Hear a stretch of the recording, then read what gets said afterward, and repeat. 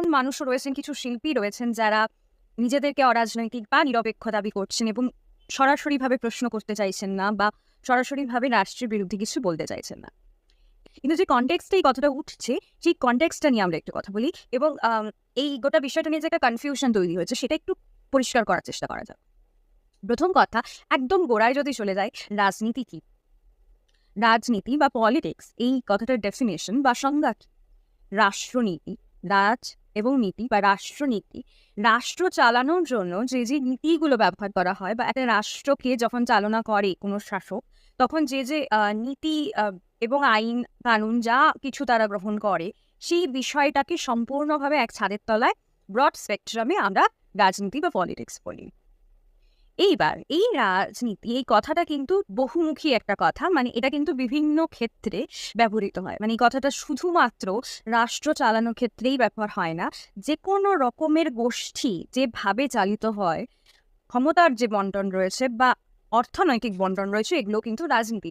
এই জন্য আমরা খুব ক্যাজুয়ালি কিন্তু বলে থাকি যে অফিস পলিটিক্স, বলি তো, বলি না যে অফিসে প্রচন্ড পলিটিক্স। কি বলতে চাই? অফিসে পলিটিক্স মানে অফিসে সবাই ঝান্ডা নিয়ে স্লোগান দিচ্ছে বা ব্যালট বক্স করে এমএলএ এমপি হচ্ছে, তা তো নয়। দলীয় রাজনীতি তাই রাজনীতি নয়। রাজনীতি একটা বড় টার্ম এবং একটা বড় বিষয়, তার আন্ডারে দলীয় রাজনীতি বলে।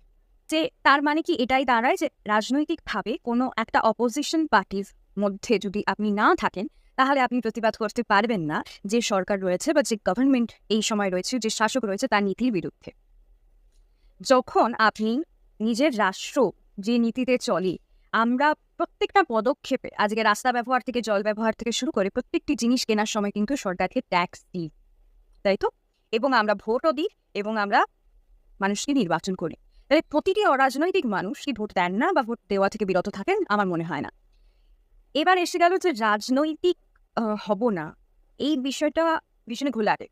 কারণ যখন আপনি একটা বিষয় নিয়ে, যেটা সরাসরিভাবে আপনি সরকারকে প্রশ্ন করেন, সেই সময় আপনি রাজনীতি করছেন, সেই সময় আপনি রাজনৈতিক কথা বলছেন এবং সেটা খুব জরুরি। একজন সুস্থ নাগরিক হিসেবে আপনি নিজের অধিকার নিয়ে যদি বাঁচতে চান, তাহলে আপনার কাছে সেই অধিকার থাকাটা খুব জরুরি এবং আপনার সেই অধিকারটাকে প্র্যাকটিস করাটা আরও বেশি জরুরি।